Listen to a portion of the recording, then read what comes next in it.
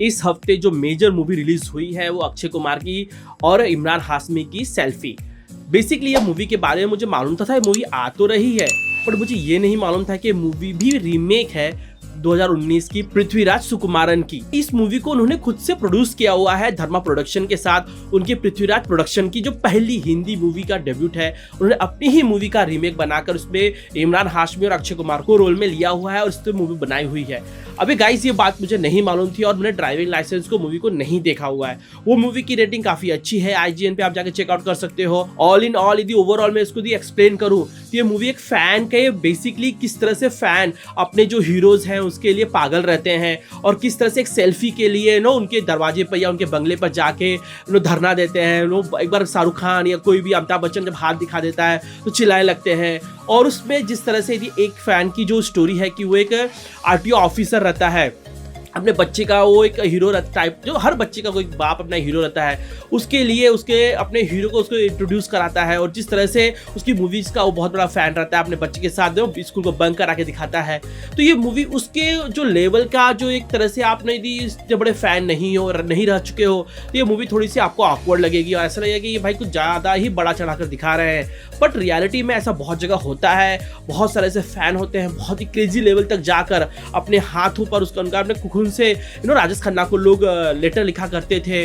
और तो बहुत सारी मैंने स्टोरी सुना था कि राजेश खन्ना जहाँ पैर रखते तो वहाँ की धूल की मट्टी उठाकर अपने सिंदूर में डाल लेती थी लड़कियां लोग। तो बेसिकली ऐसी ऐसी क्रेजी स्टोरीज होती थी और उसी पर बेस्ड एक जो मूवी है जो ड्राइविंग लाइसेंस 2019 में आई हुई थी, उसी पर बेस्ड ये मूवी बनाई गई है सेल्फी। अब सेल्फी मूवी ना पूरी तरह से रीमेक है या कुछ पार्ट उसे लिया गया है, अब उससे मैं कंपेयर नहीं कर सकता हूँ। जिस तरह से पहले मूवी को मैंने कंपेयर किया था, इसके पहले जो मूवी आई थी शहजादा, वहां पे मैंने उसको कंपेयर किया हुआ था जिस तरह से वो साउथ की मूवी थी उससे, तो यहाँ पर मैं इससे कंपैरिजन नहीं कर सकता हूँ। तो मेरा जो रिव्यू रहेगा इस मूवी को मैंने एज अ न्यू जो व्यूअर होते हैं उनके हिसाब से मैं बता सकता हूँ आपको कि ये मूवी कुछ हिट एंड मिसेस है, जहां पर ये मूवी जिस तरह से पॉलिटिशियंस को या फिर जिस तरह से मीडिया को जिस तरह से उनको प्रोट्रेट करती है, वहां पर थोड़ा सा ओवर द टॉप लगता है। अक्षय कुमार, इमरान हाशमी या फिर नुसरत भरूचा या फिर जो भी जो साइड कैरेक्टर्स उन्होंने एक्टिंग बहुत ही अच्छी करी है। इवन तो अभिमन्यु सिंह ने भी बहुत ही एक लेवल को पार करके अपने आप को एम्बैरेसिंग करते हुए इन्होंने एक्टिंग की हुई है।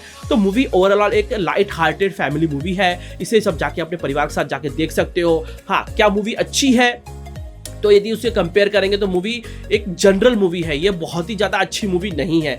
ये एक बहुत ही सिंपल मूवी है जिसके अंदर एक फैन जब उसको उसका हीरो ही उसके बच्चे के सामने उसको एम्बैरेस कर देता है तो उसको एक तरह से प्रतिशोध की और एक तरह से बोलते हैं कि प्राउडनेस और एक तरह से बदला लेने की जो एक रिवेंज की जो आग रहती है, उसमें वो किस तरह से अपने हीरो से ही बदला लेते चले जाता है और जो चीज़ जो जिसमें मिसकंसेप्शन रहते हैं उसे ही वो ऐसे आगे बढ़ते बढ़ते चीज़ें वो बुरी तरह से एक टर्न लेने लगती है। और यहाँ पर बहुत सारी चीज़ों को ओवर द टॉप किया गया है, जैसे कि एक बेसिक ड्राइविंग लाइसेंस का भी जो एग्जामिनेशन है उस तरह से रखा गया है जिस तरह से IAS का वाइवा होता है, या फिर जिस तरह से चीज़ों को बढ़ा चढ़ा कर दिखाने की कोशिश की गई है, जिस तरह से मीडिया को या फिर पॉलिटिशियंस को इस मूवी के अंदर पोर्ट्रेट किया गया है। और जो यहाँ पर बॉलीवुड बायकॉट जो लोग हैं उनको एक गैंग बताकर उन पर कटाक्ष करने की कोशिश की गई है। यदि आपने मूवी देखा है तो आपको समझ में आ जाएगी कटाक्ष का मतलब क्या होता है। बाय द वे जो कॉर्पोरेटर रहती है ना, उसका जो एक्टिंग है भाई वो बहुत सही है। एक तरह से लिचर थोड़ा सा जो पॉलिटिशियंस होते हैं और दूसरे के साथ सेल्फी ले लेके जो आगे बढ़ती है, वो पार्ट मुझे बहुत पसंद आया। इसके अंदर एक्टिंग जो बेसिकली इमरान हाशमी और अक्षय कुमार की इस मूवी के जो जान है उन्होंने अच्छी एक्टिंग की हुई है। और यहाँ पर एक तरह से कहते हैं ना कि मूवी मेकिंग के अंदर किस तरह से जो प्रोड्यूसर्स की लाचारी है वो भी दिखाई गई है। तो ओवरऑल जो स्टोरी कहेंगे तो मुझे मेरे हिसाब से उतनी यूनिक स्टोरी नहीं थी, क्योंकि एक तरह से रीमेक है ही, यूनिक है ही नहीं। और यहाँ पर मैंने एक फैन और हीरो की मूवीज बहुत पहले देखी हुई है, डेफिनेटली डिफरेंट लैंग्वेज में देखी हुई है। तो यहाँ पर मैं कह सकता हूँ कि मूवी यूनिक नहीं है, प्लॉट यूनिक नहीं है, पर मूवी यूनिक नहीं होते हुए भी मूवी इतनी बुरी नहीं है। आप जरूर जाके देख सकते हो यदि आप अक्षय कुमार के फैन हो। और अक्षय कुमार का जिस तरह से कहा गया था ना कि भाई इतनी सारी मूवी में करना पड़ता है, हर साल 4 मूवी, 2 OTT, 26 एड्स, तो ये बात उनको थोड़ी कम करनी चाहिए। भैया इस साल 1 से 2 ही मूवी लेके आओ, लेकिन अच्छी मूवीज लेके आइए और अच्छे प्लॉट पर काम करिए, किसी रीमेक पर काम मत करिए। अपने भी जो राइटर्स है उनको पे करिए और उन्हें भी इंसेंटिव्स दीजिए कि ताकि वो आप एक अच्छी आपके लिए स्टोरी लिख सके। मुझे मालूम है कि अक्षय कुमार इतना बुरा एक्टर नहीं है और डेफिनेटली अपने रोल को जिस तरह से उसके सूट करता है उसको दो, तो वो उसमें जचता है, इसमें भी वो जचते हुए दिखता है। इसके अंदर उसके जो एक तरह से एक हीरोइक रूप दिखाने की कोशिश की गई है वो उस पर जचता है। इमरान हाशमी एक जो मैड फैन की तरह दिखाया गया है उसके अंदर, वो इमरान हाशमी ने अच्छे से एक्टिंग की हुई है। इस मूवी के अंदर सॉन्ग्स तो नहीं है बट स्टार्टिंग में और एक लास्ट में एक सॉन्ग है।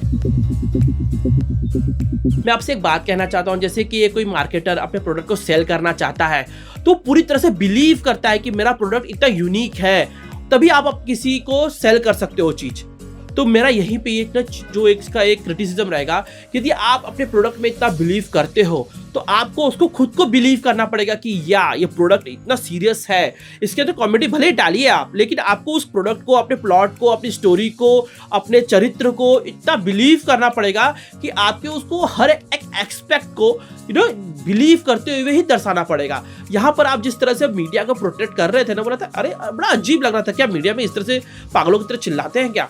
वो छोड़ दीजिए कंपैरिजन करना कि जिस तरह से अर्नब चिल्लाता है, वो पागलों की तरह नहीं चिल्लाता है, वो वहां पर एक उसका एक अलग ही नैरेटिव होता है। यहाँ पर जिस तरह से मीडिया को एक जोकर लोगों की तरह दिखाने की कोशिश की गई थी, जो बॉयकॉट लोग मूवीज को करते हैं, उनका हर एक टाइम पर ना कुछ बिना मतलब के बायकॉट नहीं करते, उसके पीछे भी एक रीजंस होता है, तब वो जाके बायकॉट करते हैं मूवी को।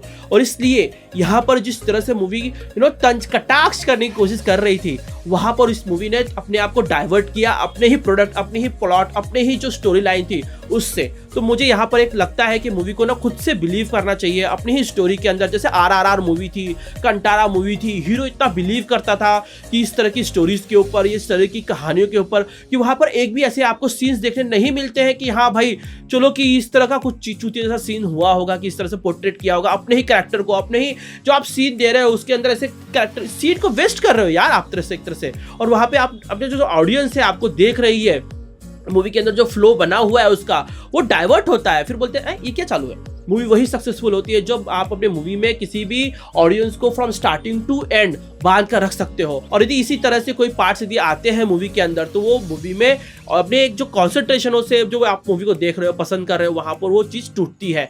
तो मेरा यही एक बहुत बड़ा ना ग्राइप रहेगा इस मूवी के साथ, कि इस तरह की जो चूतियापंती इस मूवी के अंदर की गई है और नहीं करनी चाहिए थी। गाइस आई होप आप लोगों का रिव्यू पसंद आया होगा। यदि पसंद नहीं आया, यदि पसंद आया तो भी कमेंट करिए, प्लीज सब्सक्राइब करिए मेरे चैनल को सब, और प्लीज इसे लाइक करिए, शेयर करिए। फिर और भी चैनल्स हैं, मयंक सिंह टेक बिट्स और गेमिंग नेट्स तो बहुत सारे गेमिंग के वीडियोस में डाल रहा हूँ, फिर उसे चेकआउट कर लीजिए।